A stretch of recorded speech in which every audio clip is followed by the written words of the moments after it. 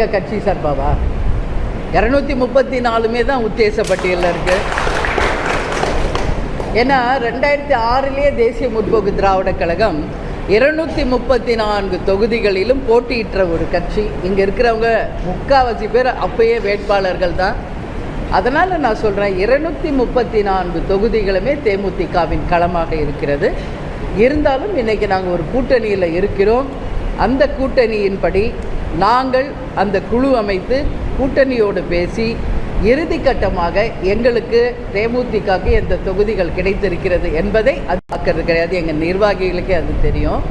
இருந்தாலும் நீங்கள் கேட்குறதுனால நான் சொல்கிறேங்க, உண்மைக்கு புறம்பாக அது 0.1% கூட உண்மை இல்லாத ஒரு விஷயத்தை அவங்க பரப்பிக்கிட்டு இருக்காங்க. ஏன்னா அவங்களுக்கு சொல்கிறதுக்கு வேறு எதுவுமே கிடையாது. தேமுதிகவை பற்றி குறை சொல்கிறதுக்கு வேறு எதுவுமே இல்லை. லஞ்ச ஊழல் வழக்கு இருக்குது, சொத்து குபி வழக்கு இருக்குது, கள்ளச்சாராய வழக்கு இருக்குது, குண்டர் சட்டத்தில் கைது இருக்குது, ஏதாவது கனிம கொள்ள வழக்கு இருக்குது, ஊழல் வழக்கு இருக்குது. இந்த மாதிரி ஏதாவது ஒரு குற்றம் தேமுதிக மேலே யாராவது சுமத்த முடியுமா? ஒரு குற்றம். 21 வருஷ கட்சி, 29 எம்எல்ஏக்களை ஜெயிச்சு எதிர்கட்சி தலைவராக சட்டசபைக்கு போன ஒரு கட்சி, ஒரே 1% ஏதாவது தேமுதிக மேலே யாராவது களங்க விளைவிக்க முடியுமா? முடியவே முடியாது. அப்போது இந்த கட்சியை எப்படி அவமானப்படுத்தணும், எப்படி ஒரு நெகட்டிவாக இதை ப்ரொபகண்டா பண்ணணும் அப்படின்னு அவங்க யோசிக்கும்போது அவர்களுக்கு தெரிந்தது 2 விஷயம்தான்.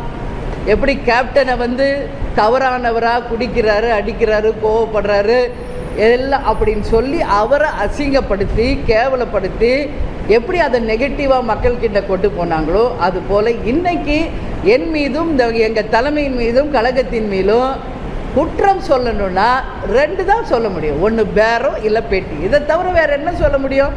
வேறு சொல்கிறதுக்கு ஒன்றுமே இல்லாததுனால இன்றைக்கி அதையே பிடித்து மறுபடியும் சொல்லிக்கிட்டு இருக்கிறதுனால இன்றைக்கி மக்கள் தெளிவாயிட்டாங்க.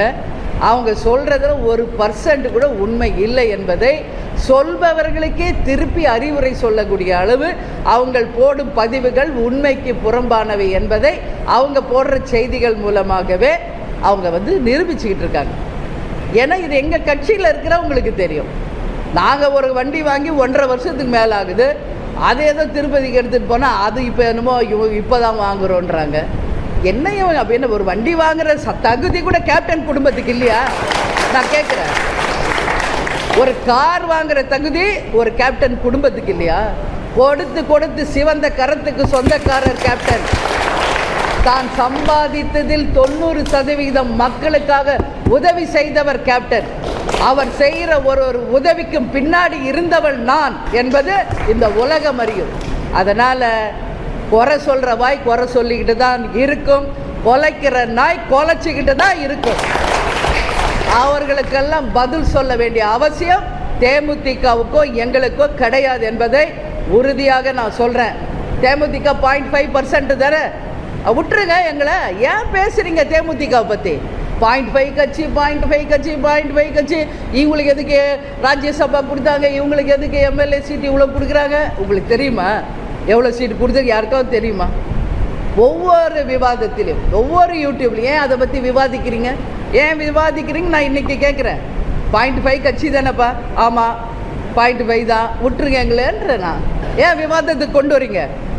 தேமுதிக என்ற வார்த்தை இல்லாமல் எந்த யூடியூபாவது எந்த விவாதத்திலாவது யாராவது இன்னைக்கு பேச முடியுமா? நீங்கள் குறை சொன்னாலும் தேமுதிக தான், வாழ்த்தினாலும் தேமுதிக தான், உயர்த்து பிடிச்சாலும் தேமுதிக தான்.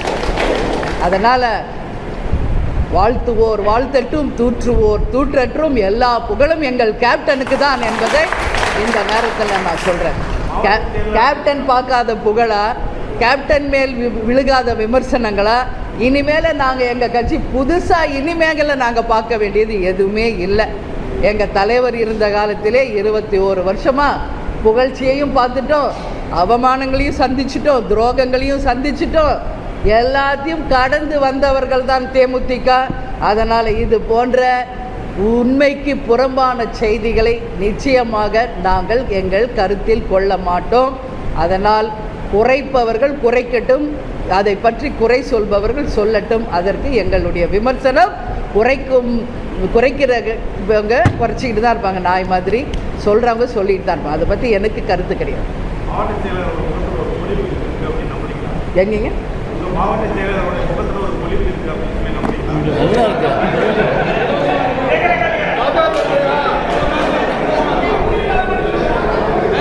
அப்படியே பாருங்க, அப்படியே பாருங்க,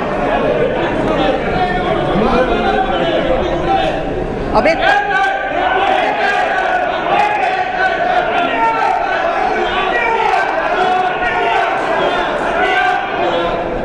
தௌசண்ட் இல்லை 1000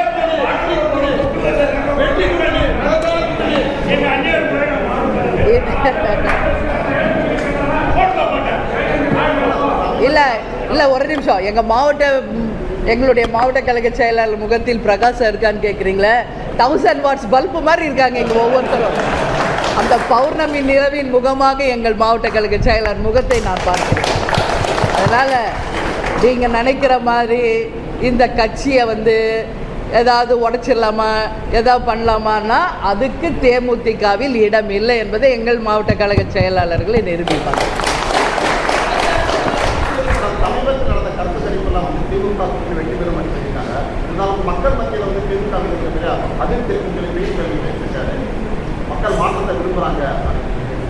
எதிர்கட்சியில் இருப்பவங்க எதிர்கருத்து தான் சொல்லுவாங்க, பின்ன வாழ்த்தியாக பேசுவாங்க. இது யூஸ்வல் தானுங்க. யாருமே ஒரு 5 வருஷம் ஆட்சி செய்தால் அந்த ஆட்சியின் மீது இருக்கின்ற குறைகளை மக்களும் சுட்டி காட்டுவாங்க. நாங்களும் பல்வேறு முறை சுட்டி காட்டியிருக்கிறோம். எதிர்கட்சியில் இருப்பவர்களும் சுட்டி காட்ட தான் செய்வாங்க. இது இயல்பு. அதனால் அவங்க சொல்கிறது தான் 100% உண்மை இல்லை.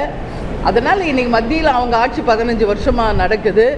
அங்கேயும் பல்வேறு மக்கள் அவங்க மேலேயும் பல்வேறு குற்றச்சாட்டுகளை சொல்லிட்டு தான் இருக்காங்க. அதற்கு அவங்க பதில் சொல்லட்டும். சமீபமாக சிலிண்டர் விலை உயர்வு, பெட்ரோல் டீசல் விலை உயர்வுக்கு இதற்கு அவர் பதில் சொல்லட்டுங்க. அதற்கு பிறகு மற்றவர்களை பற்றி அவர்கள் விமர்சனம் செய்யட்டும்.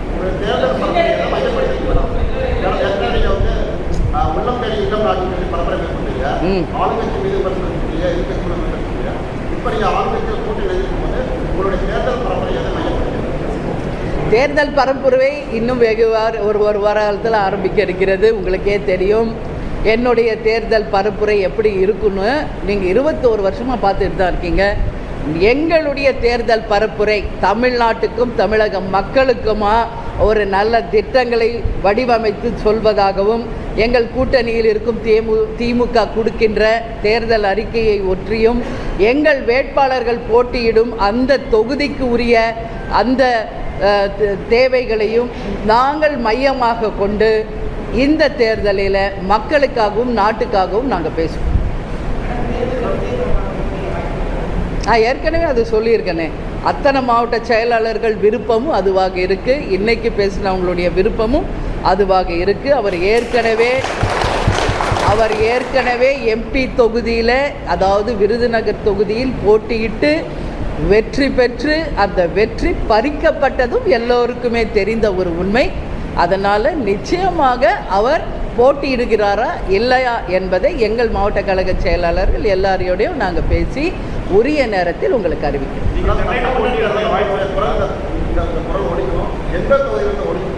வெற்றி பெற்ற தொகுதி 2, கேப்டன் சார்பாக வெற்றி பெற்றவர்கள் 28 பேர். அதனால் 234 தொகுதியிலும் நான் போட்டியிடணும்னு விருப்ப மனு கொடுத்தவங்கள நிறைய பேர் எழுதி கொடுத்துருக்காங்க.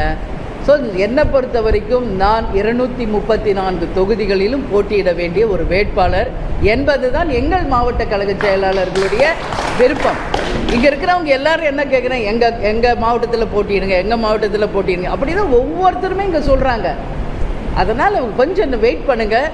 நிச்சயமாக எந்த தொகுதியில் போட்டியிட போகிறோம், நான் மட்டும் இல்லை, எங்கள் கழகத்தை சேர்ந்த அனைவரும் யார் யாருக்கு எந்த தொகுதி என்பதை இன்னும் ஒரு 4-5 நாளில் உங்களுக்கு அதிகாரப்பூர்வமாகவே நாங்கள் அறிவிச்சோம்.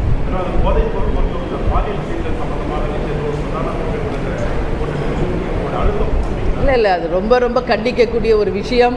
தொடர்ந்து என்னுடைய அறிக்கைகளை நீங்கள் பார்த்துக்கிட்டு இருக்கீங்க.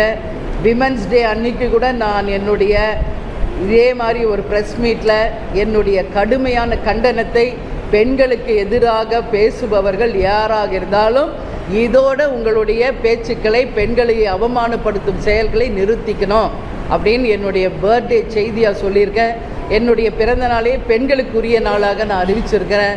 எனவே பெண்களுக்கு எந்த ஒரு பாலியல் வன்கொடுமையோ சீண்டலோ எந்த ஒரு தவறுகளோ நடந்தால் தேமுதிக முதல் ஆளாக களத்தில் இறங்கும் என்பதில் எந்த மாற்று கருத்தும் யாருக்கும் எப்பொழுதும் தேவையில்லை. நானே ஒரு பெண் தலைவர், என்னுடைய முழு சப்போர்ட் லேடிஸ்க்கு என்னைக்கும் உண்டு என்பதை தெரிவிச்சுக்கிறேன்.